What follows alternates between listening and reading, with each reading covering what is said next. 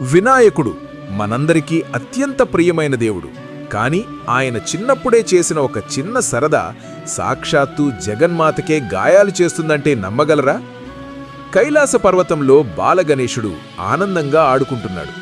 అక్కడే ఒక చిన్న పిల్లి అతని కంటపడింది.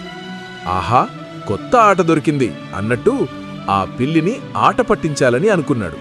తోకలాగాడు, గోళ్లతో గీశాడు. పాపం, ఆ పిల్లి నొప్పితో విలవిలగాడుతూ పారిపోయింది. కొద్దిసేపటి తర్వాత ఆకలి వేసింది. అమ్మా అంటూ గణేశుడు పరిగెత్తుకుంటూ పార్వతీదేవి దగ్గరకు వచ్చాడు. కాని ఆమెను చూసిన క్షణంలోనే ఆయన హృదయం ఆగిపోయినట్టయింది.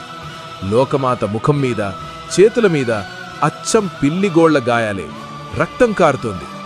అమ్మా, నిన్నిలా చేసినవాడెవరు? ఇప్పుడే వాడిని సంహరిస్తాను అని కోపంతో ఉరుకులు పెట్టాడు గణేశుడు.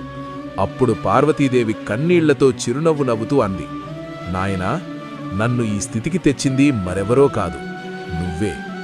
గణేశుడు షాక్తో నిలబడిపోయాడు. నువ్వు సరదాగా హింసించిన ఆ పిల్లి, అది నేనే నాయనా. ఈ సృష్టిలోని ప్రతి ప్రాణిలోనూ నేనున్నాను. ఈ జీవిని నువ్వు బాధపెడితే అది నన్నే బాధపెట్టినట్టే. ఆ మాటలు గణేశుడి హృదయాన్ని చీల్చేశాయి. కళ్ళు చెమ్మగిల్లాయి. తల్లి పాదాలపై పడిపోయి క్షమాపణలడిగాడు. మన పురాణాల్లో దాగి ఉన్న ఇలాంటి మరిన్ని ఆసక్తికరమైన రహస్యాలు తెలుసుకోవడానికి ఇప్పుడే మా ఛానల్ని సబ్స్క్రైబ్ చేసుకోండి.